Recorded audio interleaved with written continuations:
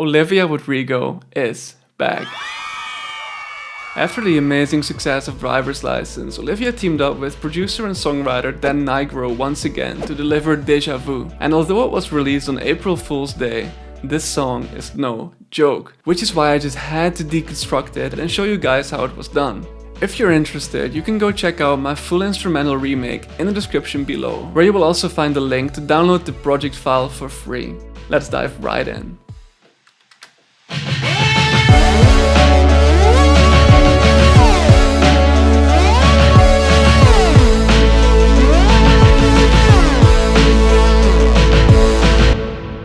So Deja Vu starts with this plucky bell sound that plays a very simple melody, which I recreated using 3 layers. A kalimba plug from the Ethereal Earth library by Native Instruments, a glockenspiel sound from the Orchestra library, and a soft piano to add more body. And this is a piano VST I only discovered this week called Imagiro. I don't know. But it offers more parameters and therefore more control than the Lab Soft Piano, which was like my go-to plugin for a soft piano sound, so I can definitely recommend this piano plugin. To add some chordal information alongside the plug, I turned Diva's Sign Piano preset into a pad by decreasing its attack time, and layered it with another instance of Ethereal Earth, featuring a combination of an electric flute and an atmospheric whistle pad. After the first 30 seconds, we have a basic Moog synth introduced that's playing sustained notes that slide into one another, helping create ambience, tension, and emotion as we slowly but surely approach the chorus. 8 bars later, 2 more instruments are introduced to build even more tension. The first is a retro-sounding Jupiter 8 pad for more emotion, where I created slight pitch bend automations to let the different notes slide into one another. And the second is a Juno 60 bass from Trillion that simply plays the bass notes. In terms of processing, there's not too much happening on the sounds I've discussed so far, apart from a couple of instances of EQ, reverb, and a stereo imager and OTT here and there. To achieve that dirty sound in the chorus, we're actually using a Moog-based synth that acts as a lead and remains in the foreground by playing the synth in a higher space. So without any processing, this is what our synth sounds like. Which is nothing like the original yet, but I had a plan in mind for what I needed to do to get as close to the sound of the original as I possibly could. I started with RC20 to help create the wobble that we hear in the original, as well as some vintage distortion to help bring more character to the sound. I followed up with the M Saturator, which is free by the way, which really brought more life and body to the sound. Then I'm using Kramer Tape Stereo from Waves to help deliver a more vintage vibe to the sound.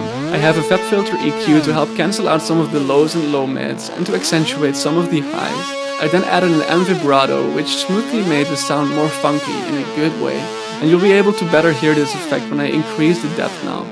Finally, there is some OTT to add a bit of polish to the synth, Pancake to create some automated panning on the sides and get the synth sounding a bit more weird in a creative way, Vintage Verb to add some dimension to the sound, DJM Filter for low-pass filter automating, followed by a limiter for sidechaining whenever the kick is played. In the second verse, and this is one of my favorite parts of the song, you have an electric guitar that plays in harmony alongside the plug that we have from the first verse, and these elements just sound so good together, especially combined with Olivia's vocal harmonies. So by having both instruments playing different notes, together they achieve an almost harmonious, glued together melody, and this helps add depth and emotion to the second verse. To add some spark to our dry guitar, I used both Camel Crusher and OTT, followed by a Vintage Verb to make it more atmospheric. As we arrive at the second pre-chorus, there is another electric guitar, again playing a simple melody, but this time with a chorus effect achieved by the free Tel Chorus plugin. I further processed this guitar using some slight compression to smoothly decrease the dynamic range between different notes, an S1 imager to make it wider, and the verb for extra dimension. Finally, let's cast some light on the drums, which in my opinion really elevate this production to that next level with their trashed and distorted tone. In order to replicate them as accurately as possible, I started with some live drums off of Splice, such as a kick, several snares, some toms playing different pitches, an open hi-hat, 2 layers of closed hi-hats, and some sliced parts of a Cashmere acoustic fill. Now these samples sounded quite good already, but to obtain that dark, gritty lo-fi texture, I created this snare chain to help emulate the vibe from the original. Beginning with the Waves guitar amp with a mix of 50%, I knew this plugin would be effective in terms of getting the snares to sound a lot more dark and distorted, as this one slightly diminishes the higher frequencies in the drums. I also added the glue to get the snares to pop out a bit more, followed by an RC20 to help distort the snares even more, as by adjusting the distortion knob the drums began to sound a lot more vintage, which then got me excited along the process.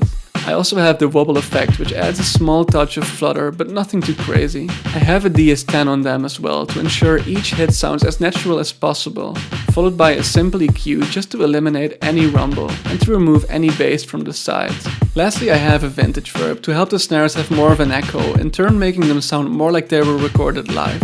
Another crucial component within the drum processing is the kicks mixer channel, as it features a compressor with fast attack and release times to add a lot of punch and presence to our kick, as well as an R-bass by Waves to make the kick sound majestic in its bottom end. I finally also routed all drum channels except for the kick to a drum bus, which is where, in my opinion, the real magic happens. Following a similar setup to our snare mixer channel, but achieved through different plugins, helping everything sound uniform and more powerful together using VSTs like Infected Mushroom Pusher, R-Bass and the glue, as well as adding even more distortion and grit using plugins like RC20, Berserk Distortion by Waves, Kramer Tape, and especially Devilock Deluxe by Soundtoys, which is a true gem when it comes to delivering crunch and distortion to any sound. And that's it. I really hope you leave today's video with some takeaways that you can implement in your own productions. And if you do, I would really appreciate it if you destroyed that like button and hit subscribe if you hadn't already. As always, it's been a pleasure going over this one with you. Be sure to spread the love by sharing this one with someone close, and I'll see you next video.